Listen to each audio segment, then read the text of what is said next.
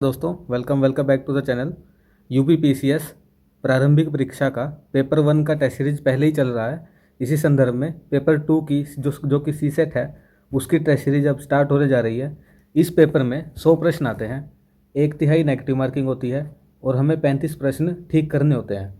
इस पेपर में 17 से 20 प्रश्न हिंदी के, 12 से 15 प्रश्न इंग्लिश के, 14 से 15 ही रीजनिंग के और 20 के आसपास प्रश्न मैथ के होते हैं। बाकी दूसरे प्रश्न बौद्धिक क्षमता, जो व्यक्ति की योग्यता मापने के लिए यूज़ होते हैं, उसके प्रश्न होते हैं, जो होते तो आसान है लेकिन जल्दी के चक्कर में हम गलत कर देते हैं। वो प्रश्न भी हम इस टेस्ट सीरीज में देखेंगे और हर दिन इस टेस्ट सीरीज का लाभ उठाते रहिए। चलिए शुरू करते हैं आज का पेपर। पहला प्रश्न है, कबहू निरामिष होए न कागा, इस लोकोक्ति का अर्थ क्या है? कबहू निरामिष होए न कागा। चालाक से एक ही बार काम निकलता है, बुरी संगत का असर बुरा, दुष्ट अपनी दुष्टता नहीं छोड़ता, मूर्ख पर समझाने का असर नहीं होता। तो इसका आंसर है सी। देखते हैं हम इसकी एक्सप्लेनेशन। दूसरे जो लोकोक्तियां हैं उनका क्या मतलब है? चालाकी से एक बार ही काम निकलता है, इसकी लोकोक्ति बनेगी, काठ की हांडी बार बार नहीं चढ़ती। बुरी संगत का बुरा असर, कोयले की दलाली में हाथ काले, मूर्ख पर समझाने का असर नहीं होता, कहे से धोबी गधे पर नहीं चढ़ता। अगला प्रश्न, इनमें से कौन सा व्यंजन अंतस्थ व्यंजन नहीं है? अब ये प्रश्न करने के लिए हमें पहले पता होना चाहिए अंतस्थ व्यंजन होते कौन से हैं। देखिए, जिन व्यंजनों का उच्चारण वर्णमाला के बीच अर्थात स्वरों और व्यंजनों के बीच होता है उन्हें अंतस्थ व्यंजन कहते हैं। ऐसे 4 हैं, य, र, ल, व। तो इसका आंसर हो जाएगा ह, ए आंसर हो जाएगा। इस प्रश्न का ह आंसर हो जाएगा और ये इसकी व्याख्या है। ये व्याख्या को आप वीडियो को पॉज करके पढ़ सकते हैं। किसी निश्चित बात, व्यक्ति, वस्तु, घटना या कर्म के लिए प्रयुक्त होने वाले सर्वनाम क्या कहलाते हैं? देखिए, निजवाचक सर्वनाम, निश्चयवाचक सर्वनाम, संबंधवाचक या पुरुषवाचक सर्वनाम। इसका आंसर होगा बी, निश्चयवाचक। यहाँ लिखा है निश्चित बात, तो निश्चयवाचक सर्वनाम। इसकी एक्सप्लेनेशन होगी, किसी निश्चित बात, व्यक्ति, वस्तु, घटना, कर्म के लिए प्रयुक्त होने वाले सर्वनाम निश्चयवाचक सर्वनाम कहलाते हैं। दूसरे शब्दों में, जिस सर्वनाम के से वक्ता के पास या दूर किसी वस्तु के निश्चय का बोध हो उसे निश्चयवाचक सर्वनाम कहते हैं। ये इसकी एक्सप्लेनेशन है, आप पढ़ सकते हैं। ये एक पैसेज का प्रश्न है, पैसेज हम पढ़ते हैं। अनंत रूपों में प्रकृति हमारे सामने आती है, कहीं मधुर सुसज्जित सुंदर रूप में, कहीं रूखे बेडौल कर्कश रूप में, भव्य विशाल विचित्र रूप में, कहीं उग्र कराल भयंकर रूप में। सच्चे कवि का हृदय इन सब के रूपों में लीन होता है, उसके क्योंकि उसके अनुराग का कारण अपना खास सुभोग नहीं बल्कि निर्चिर सहचर्य द्वारा प्रतिष्ठित वासना है। तो हम इसका पहला प्रश्न देखते हैं। प्रकृति हमारे सामने किन रूपों में आती है? प्रकृति हमारे सामने किन रूपों में आती है? देखिए, बेडौल या कर्कश रूप में, जी हाँ, बेडौल या कर्कश रूप में, भव्य विशाल विचित्र रूप में, भव्य विशाल विचित्र रूप में, उग्र कराल भयंकर रूप में, उग्र कराल भयंकर रूप में। तो इसका आंसर हो जाएगा उपरोक्त सभी। ये उत्तर है। यहाँ हम उत्तर के साथ साथ एक्स्ट्रा फैक्ट्स भी बता रहे हैं। देखिए, अनंत रूपों में प्रकृति हमारे सामने आती है और ये रूप में आती है, ये हमें बता दिया।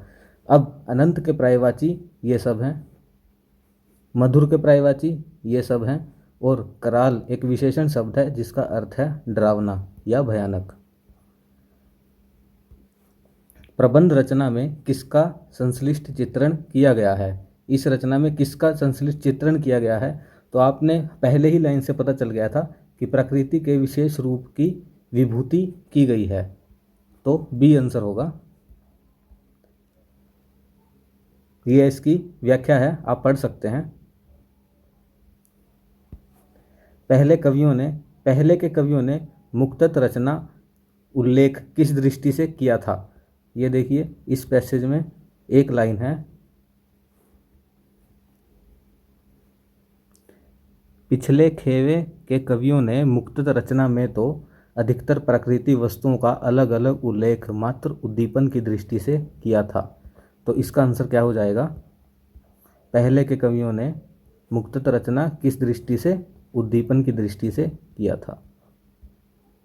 ये इसकी व्याख्या है। प्रयुक्त गद्यांश का उचित शीर्षक क्या होगा? देखिए, गद्यांश में कवि ने प्रकृति की तारीफ की है, तो कवि का अनुराग, ये इसका शीर्षक बेस्ट होगा।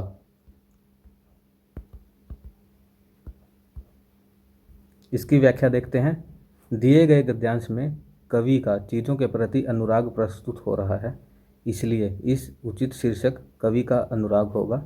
इस विकल्प के पूर्ण अर्थ को प्रस्तुत नहीं कर पा रहे हैं, इसलिए अनुचित है। अनुराग का विलोम शब्द विराग है। अनुराग का पर्यायवाची शब्द प्रणय, स्नेह, प्रेम है।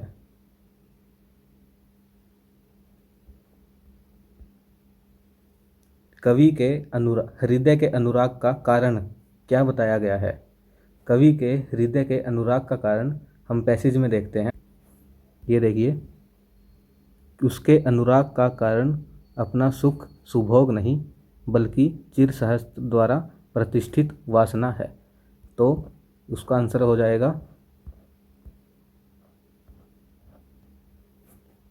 बी, चिर सहचर्य द्वारा प्रतिष्ठित वासना। ये इसकी एक्सप्लेनेशन है, आप पॉज करके पढ़ सकते हैं। अब इंग्लिश के क्वेश्चन। ये एक्टिव पैसिव वॉइस है। Active passive, you are to start a new lesson tomorrow. देखिए, हम इसके पहले रूल्स देख लेते हैं। एक्टिव पैसिव वॉइस में हमें क्या करना होता है? हमें उस वाक्य के सब्जेक्ट और ऑब्जेक्ट का पता लगाना होता है, उनके स्थान को बदलना होता है, ठीक है। एजेंट, जो पहले सब्जेक्ट था और अब ऑब्जेक्ट बना, उसे एजेंट बोलते हैं, उसके साथ बाय लगाना होता है। और टेंस के अनुसार हमें हेल्पिंग वर्ब यूज़ करनी होती है। और सबसे इम्पोर्टेंट, जो वर्ब की बेस फॉर्म है उसको वर्ब की थर्ड फॉर्म बी के साथ यूज़ करते हैं। चलिए हम ऊपर देखते हैं प्रश्न। यहाँ पर सब्जेक्ट क्या है? यहाँ पर सब्जेक्ट है यू और ऑब्जेक्ट है ए न्यू लेसन। तो हमें ऑब्जेक्ट को यहाँ लेके जाना है और सब्जेक्ट को यहाँ पर। तो देखते हैं किस किस प्रश्न में यू इधर है और यू के साथ हमें बाय भी लगाना है जो कि एजेंट है।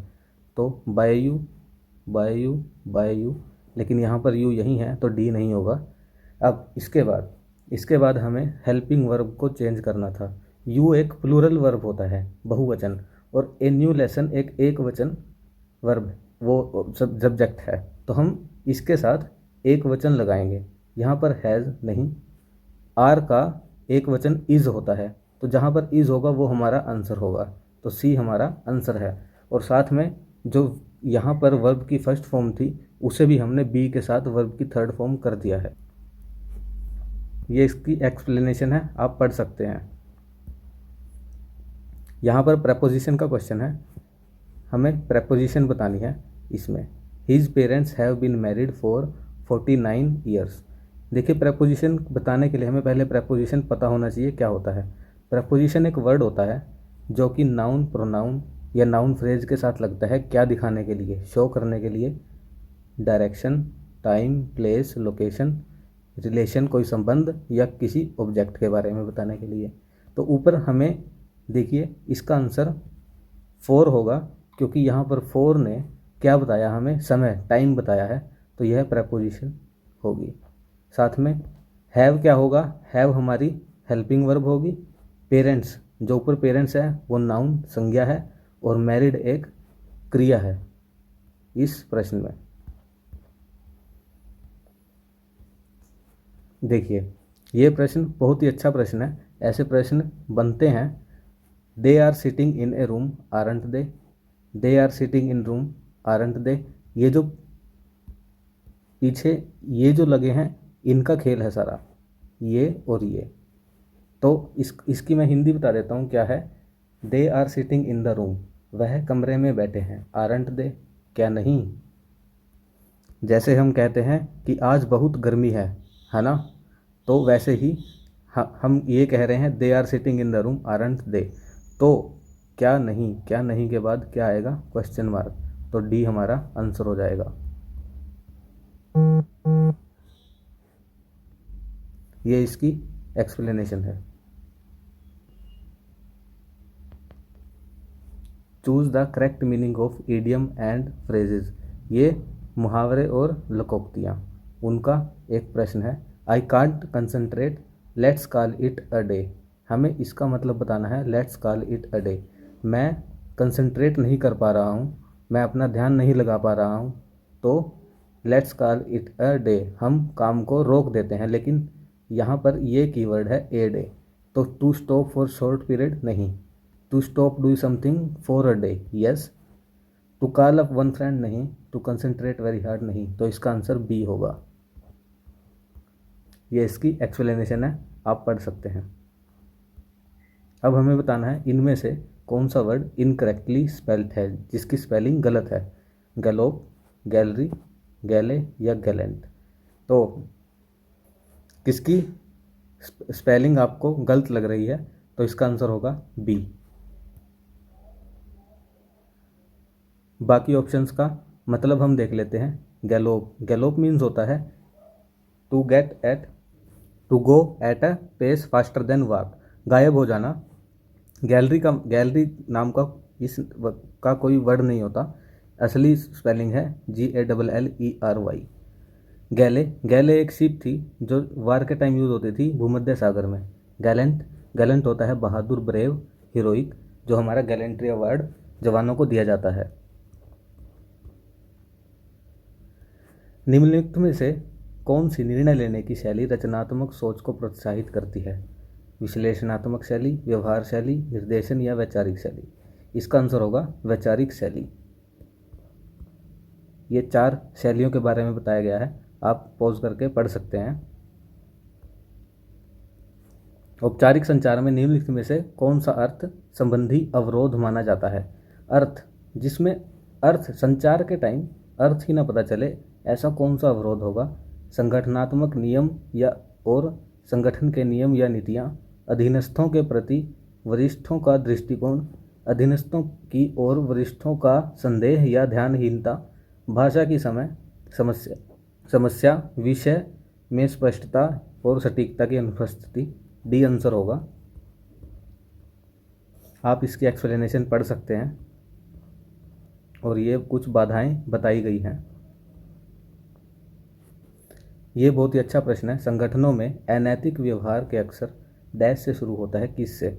ये कंट्रोवर्शियल क्वेश्चन है एक्चुअली, तो हमें सबसे उचित ऑप्शन छांटना पड़ेगा। एक संगठनात्मक वातावरण द्वारा जो इस तरह के व्यवहार की निंदा नहीं करता, हो सकता है एक कार्यकर्ता नैतिक मूल्यों के साथ नहीं।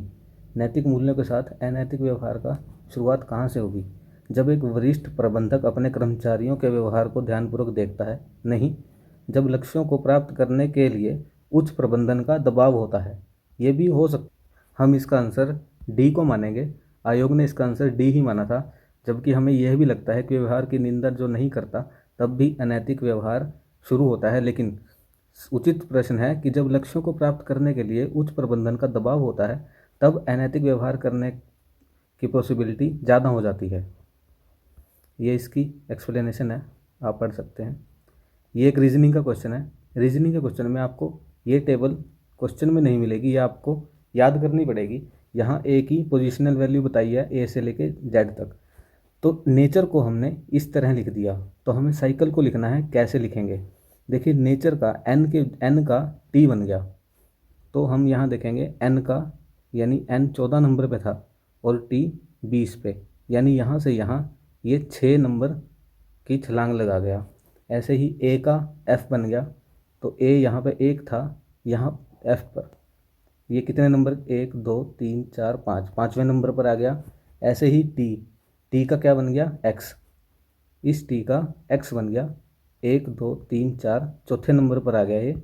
तो ऐसे ही करके इस यू का दोबारा एक्स बन गया, इस यू का एक्स बनने में 1 2 3 3, और इस आर का टी बन गया, आर का टी बना तो 1 और 2, यहाँ 2।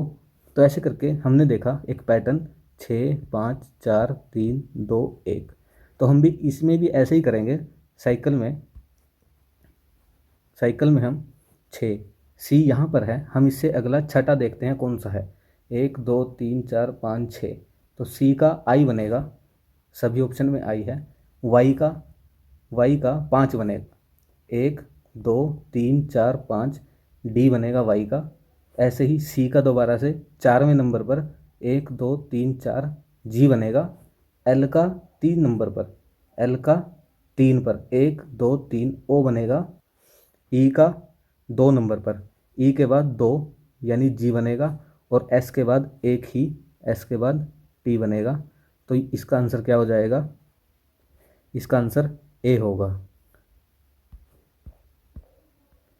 ये इसकी एक्सप्लेनेशन है। यहाँ से आपको अच्छे से एक्सप्लेन आ रहा होगा कि यहाँ पर 6 आगे गया था, यहाँ पर 5 बार, यहाँ पर 4, यहाँ पर 3, यहाँ पर 2, यहाँ पर 1। तो सेम ही साइकिल हमने यहाँ पर फॉलो किया। ये भी रीजनिंग का क्वेश्चन है। देखिए ये तीसरे शब्द का हमें यहाँ पर क्या आएगा वो बताना है। तो ताजमहल उत्तर प्रदेश से संबंधित है।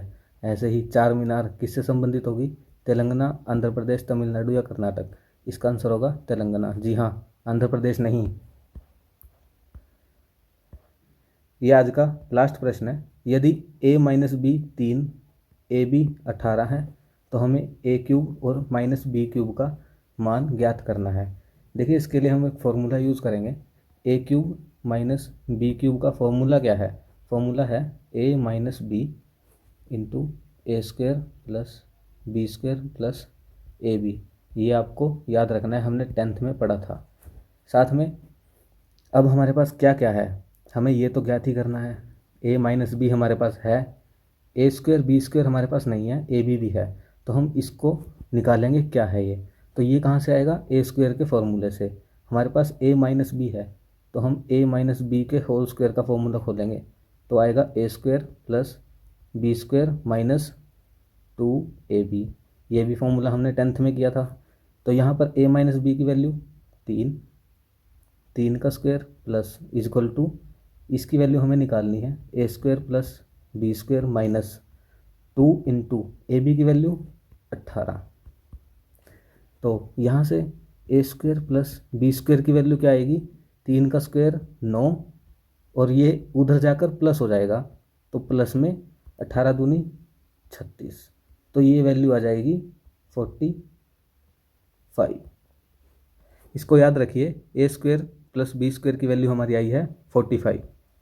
अब हमारा इसका फॉर्मूला क्या था? a minus b into a square plus B square plus a b. तो हम यहाँ इसकी वैल्यू रखेंगे 3 गुना ए स्क्वायर हम प्लस बी स्क्वायर हमारा आया था 45 प्लस ए बी की वैल्यू क्या है? 18।